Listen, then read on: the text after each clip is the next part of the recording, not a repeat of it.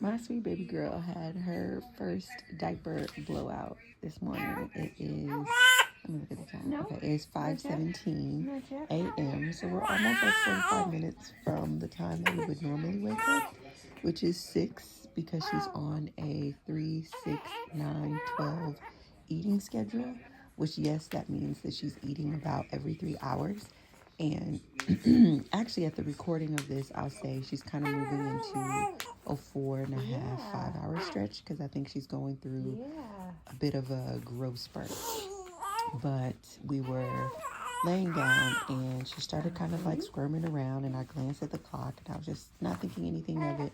And then on the side, it just got hotter and hotter, and I looked down and it was her first blowout. And you would have thought, because I was literally just up at about 3, maybe to 3:45 nursing, that I just would have been so frustrated and irritated. But the truth is, I wasn't. I was absolutely delighted. Like, there was a genuine joy that I felt feeling this hot mess on the side of my body. And I think it's because the way that I interpreted this mess that she had made is that it was just a milestone, right? It's her first diaper blowout. And I think that there's something incredibly amazing about having a newborn, where everything that they do as a new human is just a milestone that marks their humanity. It's a milestone that marks their existence, which made me think about how I'm thinking about my life. And do I think about the times when I'm making a mess as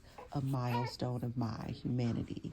Do I think about the times where I'm making a mess as an indication that I exist? And if you were to speak to the version of me 5, 8, 10 years ago, messes were just not allowed. Like, I didn't want to make a mess of anything in my life, and I was quite frightened to make a mess. And I thought the consequences of making a mess would just be catastrophic. But as I'm, doing this additional work at this particular waking time, right? Like, because it's additional work. I have to clean her up. I give her a bath. I have to clean myself up. I need to strip down the sheets. There's all this additional work that I need to do in order to clean up this mess. But while I'm doing this cleaning up, I'm still delighted in the milestone of her growth. And it just made me wonder, like, could I give myself that same offering, the same offering of, if and when you make a mess of any component of your life, of any aspect of your life, what would it be like if you just delighted in this being an indication that you exist?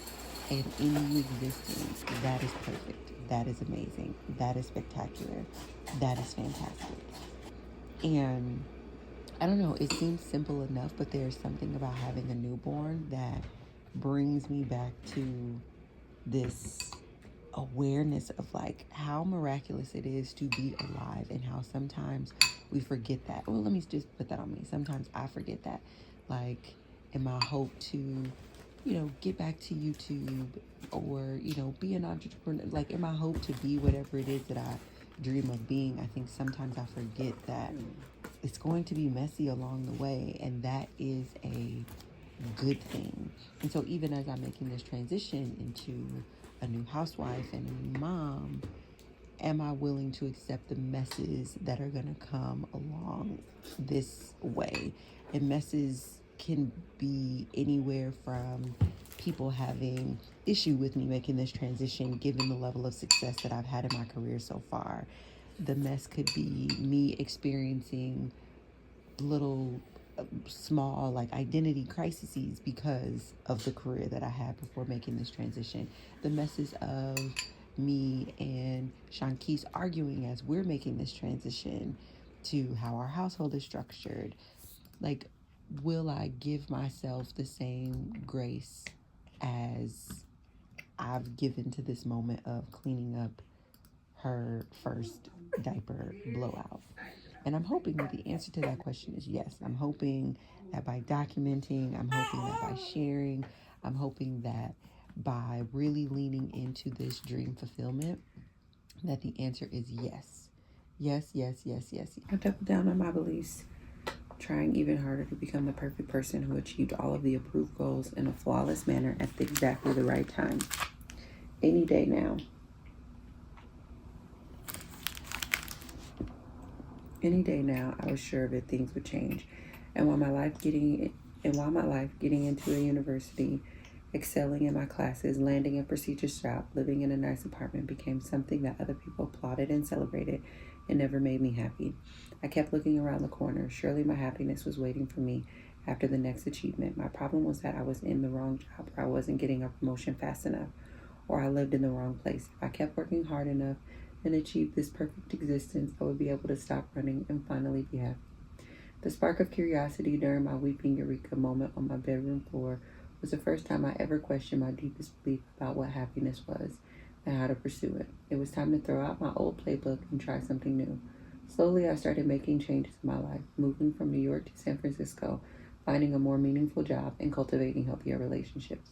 And as I started studying happiness, reading everything I could to understand where I had gone wrong, I kept wondering, was I alone in chasing after a completely misguided definition of happiness, or was it something that other people had experienced too? As it happened, my existential crisis coincided with the rise of a new academic discipline, positive psychology, which studied human happiness. In 2015, I enrolled in a master's program at the University of Pennsylvania, apparently still intent on getting into the right school, where I wrote a thesis arguing that we had gotten our definition of happiness all wrong.